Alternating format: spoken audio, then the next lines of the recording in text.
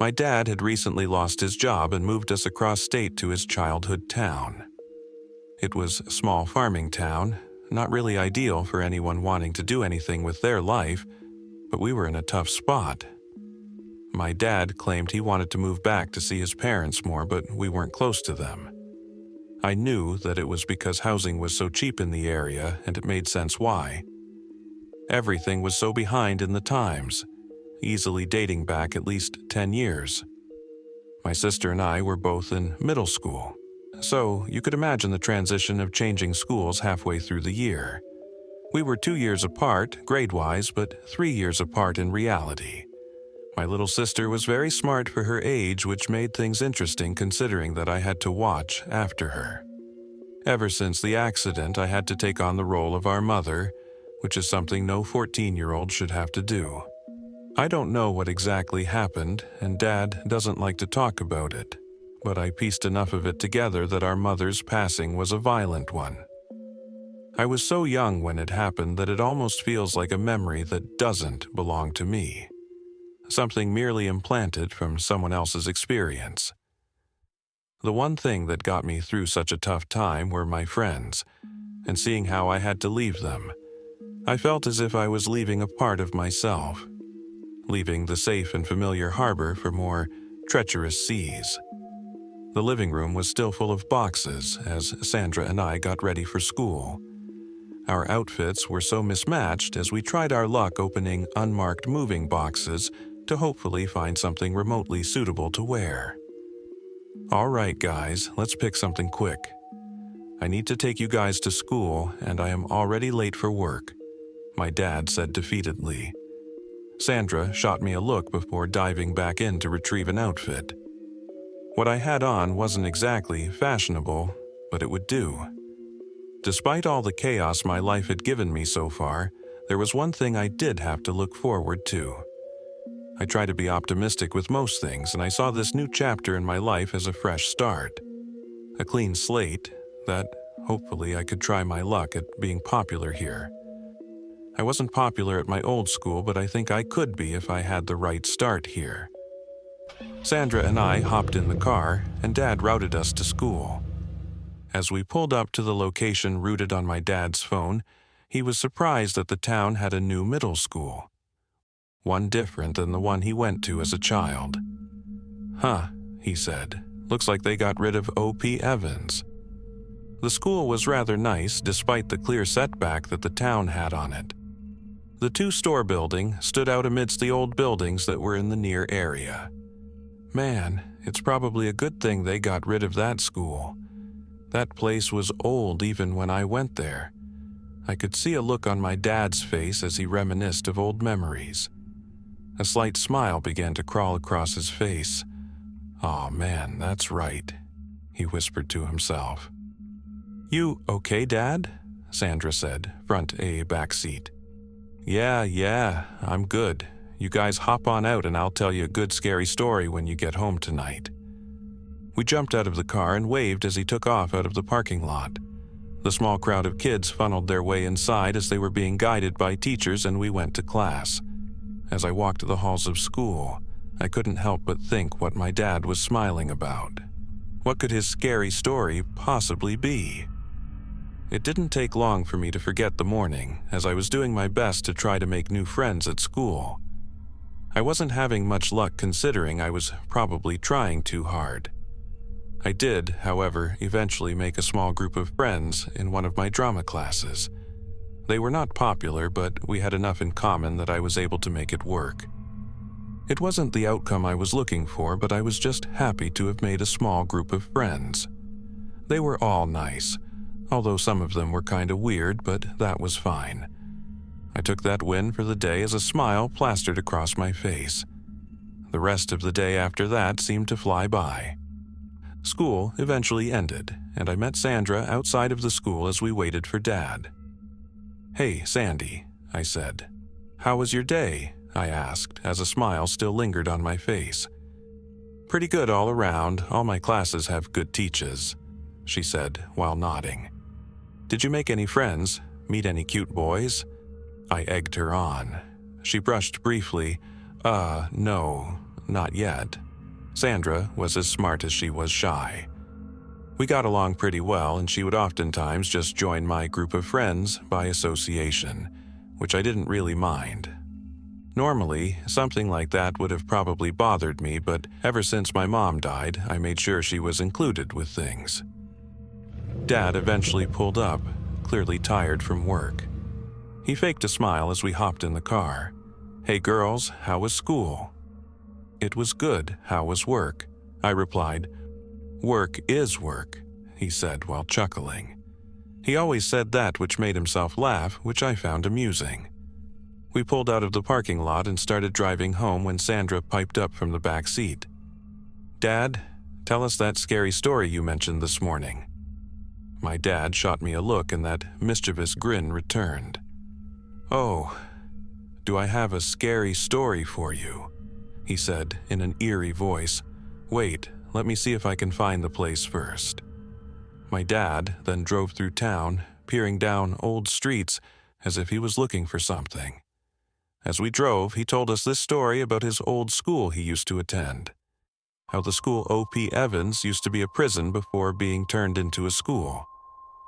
He took us down a couple of back roads, kinda tucked away from the already slow back streets that the town seemed to have an endless amount of. Sure enough, we eventually found it. An old building about maybe 3 to 4 stories high. A tall chain-linked fence surrounded the once school. Razor wire was tangled in a mess above the fence, making sure no one was getting in by climbing over it. But ironically, the front gate to the school had since been rusted and withered, and now sat askew, leaving large gaps near the gate's frame that one could easily crawl through. Aw, yeah, there it is. So the story about this school is that it used to be a prison. Certain sections of the building were closed off as they were no longer needed or too dangerous to have kids around. They took out most of the cells, obviously, but they left a few that were built into the actual building. Anyways, so what we would do when we were younger was that we would sneak in here after soccer practice and try to explore certain sections that were forbidden. The staff would make up rumors like ghosts haunted the sealed-off sections, or that some terrible monster would grab you. Once time, a buddy of mine, Mike, snuck into the basement. Now, the basement didn't have any cells, but it had old piping and areas unknown to even the staff. Now he swears he saw something down there that changed him. He used to be fun-loving and a rambunctious child, but after that event he always seemed on edge. Sandra and I looked at the old school with mixed emotions of bewilderment and awe. The school's appearance alone looked terrifying. If I didn't know better, this was clearly a place that housed some forbidden terror. Tormented spirits or other creatures of the night certainly dwelt here. We sat parked for a couple of minutes as my dad looked at the building that certainly housed many memories for him. We all eventually came back to reality and drove back home to our sad lives. Today was a disappointment in some way, but also successful in others. I wasn't with the popular group, but I did make some friends. It was also good to see my dad no longer his sad, miserable self, but able to see a brief glimpse into the inner child that he once was. Not much changed after that day. Despite my best efforts, Dad continued to just get by. My attempts to be popular never resulted in anything meaningful, and the sad state of the town slowly began to drag us down with it. I got by in school, but it was difficult. My new friends were the only thing that seemed to keep my head above water. My friends, and Sandra, that is. The 5 of us eventually became pretty close. Rebecca, Stacy, and Jared slowly became a common sight around my house. They were quirky but polite, which my dad seemed to enjoy. I think he was just happy that Sandra and I had something to look forward to. Since the town was so small, we had to come up with new ways to entertain ourselves. Video games were a go-to, but it was hard since there were 5 of us and only 4 controllers. What we normally would like to do would be to go to the small playground and try to parkour, but none of us were any good. But that was the fun thing about our group. We always found a way to make something out of nothing. Oddly enough, The small town had a rather large cemetery. If we were feeling up to it, we would play ghosts in the graveyard at night. However, we eventually got caught by the police, which we weren't allowed back. One day after school, we sat in the drama room discussing what we should do tonight. It had been a while since we played ghosts in the graveyard, but we were all dying to play. We tried playing a few rounds in our new school, but the few staff that had stayed late that day got mad at us. We sat there discussing other places to play when an idea popped into my head. I think I know where we can play, but the group looked at me as I paused. But the place is a bit creepy. My warning was anything but. Everyone aside from Sandra began to smile. But what's this place you're thinking of? There's nothing in town we hadn't tried. Before I could respond, Sandra piped up. Shaz, thinking of the old school. All of them were confused. What old school? Jared replied. For some reason, no one what we were talking about. It was as if this town had swept this creepy building under the rug and away from public eyes. Yay, there's this place tucked away that my dad used to go to school here. It's in town, but it's kind of far if we are walking. I mean, what else are we gonna do? Jared said. We all agreed to meet at my house after we all went home and to grab a couple things that we thought we might need. Sandra and I walked home, and Dad wasn't there yet. I could feel the slight sensation of dread build in my stomach as I didn't want to go inside of that place, but I was the one to suggest it. Plus, I didn't want to look lame in front of my friends or even Sandra. About an hour passed, and the group showed up at our house. Stacy and Rebecca both had backpacks of items as well as flashlights, and Jared had a headlamp and a samurai sword. Really, bro? I said, and I let him in the house. Jared convinced his mom to let him take his car for the night. We all piled in and took off down the back streets while Sandra and I tried our best to remember where the school was. Time was not on our side as the sun had set and it was getting dark. This made recongising the half-dozen back streets all the more difficult. Unfortunately, Sandra had a photographic memory, or at least so she claimed. She was successful in guiding us to the old school, further validating her memory claim. Jared dropped us off as he went to park the car off a ways on the off chance that someone would come out here and see it parked. The four of us waited as Jared returned. The school stood more ominous than what I remembered. The night definitely didn't help ease my nerves in any way. The gate was still lopsided, leaving the gaps for us to crawl through. We all squeezed through one by one and began circling around to find a way inside. As we expected, most entrances were either boarded up or locked. Now, remembering it was once a prison, I should have expected it to be difficult to break into. Our flashlights scanned the building, looking for any possible opening or even a clue to allow us access inside. The dark overgrowth of the trees and brush gave off muffled sounds of nightlife, slightly easing the already building tension. We walked around back and checked all the doors. They all appeared to be secure. Out of frustration, Jared swung his sword at one of the boards that covered a door which got stuck in the soft, decayed woods. We all looked at each other with light bulbs going off in our brains. Although the sword was fairly low quality, he was able to cut just enough that we were able to get our hands in and pull Chuck's on board off the doorway. In a matter of 5 minutes, we had produced a big enough hole that we could squeeze through. We had Jared lead the way as he stepped inside the dark school. We then handed him our bags as we all slipped in one by one. Inside, the faint smell of mold and a mystery odor slowly came to our nostrils. We shined out light inside, and sure enough, the old building had the appearance of a dated school. Rooms without doors held old desks that sat in disarray, as it was clear we were not the first ones to find this abandoned school. Old tile lined the floors and bare walls sat silently holding in the many secrets it had seen over the years. The idea to play ghost in the graveyard had been put on hold, as the amazement of investigating such a peculiar place had slowly become our objective. That is, until Stacy spoke up. "Wait," she whispered. "We shouldn't investigate first. We should just play. That way, it will be extra hard to find each other." The group agreed. Rebecca picked a number, and we all had to guess. Sandra was the closest, thus making her the ghost for the first round. Sandra ran off into the dark school as we all counted before going to look for her. When we reached the allotted amount of time, we all went our separate ways to search for her. Sandra was the unspoken champion at this game. The one time we got caught in the cemetery, she had hid so well that the police weren't able to find her.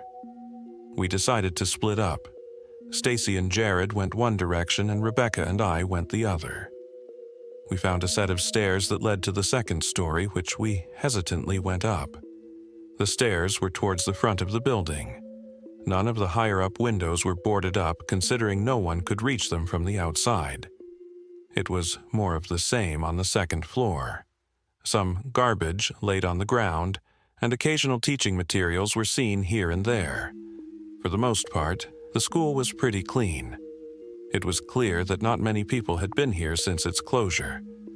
We checked each classroom, which yielded no results. The building had a U-shape, which we followed. Our flashlights were the only sources of light in this building, and it was incredibly dark.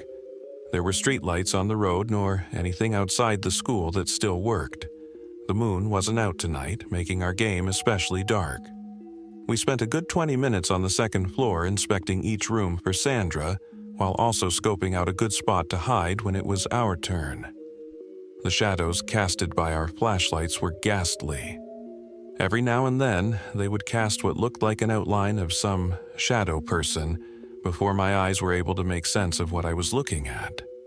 We had reached the end of the second floor. When lights from outside shined in, my heart dropped as we ran to the window to see an old truck pull up to the rusted gate out front. An old farmer type got out and unlocked the gate before pulling into the courtyard. The truck was an older model and was pretty loud. Rebecca and I gasped as we were unsure as to why this man had pulled in. Was he security? Did he now own the property? More importantly, did he know we were in here? I wanted to sprint down the stairs and try to warn the others, but I had no idea where they were. I couldn't yell because it would alert the man to us inside. All we could do was watch as he parked near the front of the school. He got out again and unlocked the front door of the school and went to the back end of his truck, all the while leaving his truck running. The headlights gave just enough light that we could see what looked like a tarp covering something in his truck bed. The man came to the front of the truck carrying what looked like a rolled-up rug and brought it inside. We sat by the window and listened to see if he was coming up the stairs. We watched as he exited the school and go back to the truck bed. This time, instead of a rug, he tried to carry what looked like something heavy wrapped in a bloodied bedsheet. The man struggled to lift it and set it on the ground and dragged it inside, leaving a bloody trail behind him. "Oh my God," Rebecca whispered. Our fears of being caught had been replaced, but something more sinister. It was clear we were not only somewhere we shouldn't be, but we just saw something way worse. My anxiety began to fill my body as my hands began to shake. I could hear Rebecca starting to cry softly as the realization began to set in. We sat in darkness, praying that the man would emerge from the school and leave. We could briefly hear the man on the main floor make his way around the school before eventually exiting again, locking the door and left the parking lot. It appeared that none of us were detected by the man. Once he locked up the front gate and headed back down the dirt road, Rebecca and I took off to the main floor. We quietly called out to find our group when we spotted the blood trail on the tile floor. All suspicions had been confirmed. Dark red streaks led inside to an unknown location in the school. It didn't take us long to find Stacy and Jared. They looked equally as terrified as we did. "Did you guys see that guy? He was dragging something heavy and dumped it somewhere," Stacy said as she got close to Jared. Jared looked around frantically, clearly scared out of his mind. "We just need to leave," We saw too much. The less we know, the better. Don't you want to see what he dragged in here? Rebecca whispered. Absolutely not, I said. Let's just find Sandra and get out of here. The other two looked at me nervously. You didn't find her yet? She's not with us. What do you think? I said sarcastically. I'm not going to wait to find your sister to get out of here. I just need to leave, Jared said. I shot him a look of surprise and anger. Really? You're going to leave my baby sister here by herself? She doesn't know what just happened. We have to find her. Jared didn't say anything and tossed his sword on the ground. Bring it back to me when you're done. I gritted my teeth. You're a coward, I hissed as I picked up the sword. Stacy and Rebecca looked at me with sad faces. You not going to make us stay, are you? Stacy whimpered. We'll be right outside, Rebecca replied. Don't even bother waiting, I said as I took off down the hall, leaving Stacy and Rebecca behind. Frustration had replaced my once overwhelming terror. I gripped the sword tightly as I shined my light in hopes of seeing Sandra. I tried calling out to her, but in past games we would trick the ghost and say that the game was over in order to get them to come out. She wasn't going to believe me. I was going to have to find her. I shined my light on the main floor in hopes of find my sister, but I saw no sign of her. Just the occasional desk or the recent streak of red on the tile. I had wished at least one of the girls had stayed with me, but I took off before I could convince them to help. I searched most of the first floor to find myself following the blood trail. It was unlikely it led to Sandra, but it was the one of the few places I had yet to look. Oddly enough, the trail led to the middle of a hallway, and instead of seeing the bloody sheets and rug, I saw something more surprising. The trail led to a large hole in the floor. The basement, I whispered. I shined my light down the dark hole in hopes of seeing anything, but my light did not reach that far. I stepped back, frustrated at the position I was in. You would hide down there? I said, while hitting the sword hard on the wooden floor.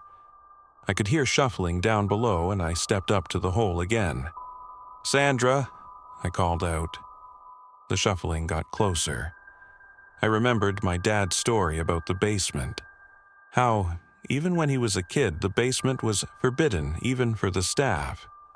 How my dad's friend had seen something down there that left him scarred. I could feel the anger slowly fade as fear replaced it. I couldn't see anything in the dark pit, but I felt a sensation of dread wash over me, as if the darkness had unseen eyes peering up at me.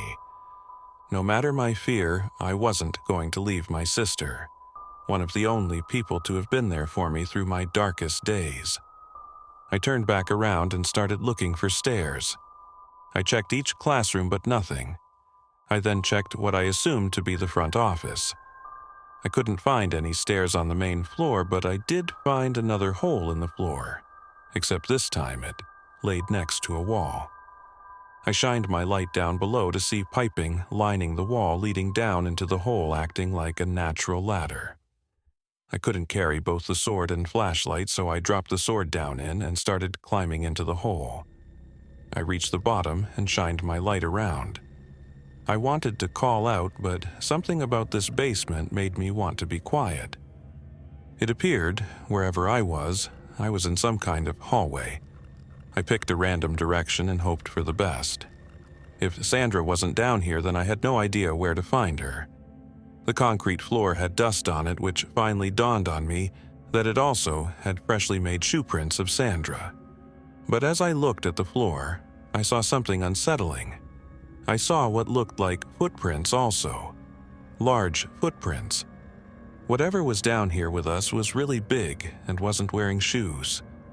I stopped in my tracks and debated on turning off my light. I decided against it as I inched myself forward. By some miracle, I was finally able to hear soft sobbing coming from the far end of the hallway. Boxes and shelves lined the crypt-like area, and my light was able to catch the top part of Sandra's head that was poking out.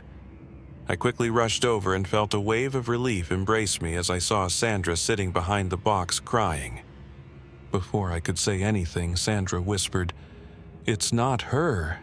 Sandra's face was red from intense crying. I was both horrified and confused. "What's not her?" She tried to catch her breath as she sobbed. "It's not Mom. It just looks like her." My heart skipped a beat. I tried to rationalize what Sandra was saying.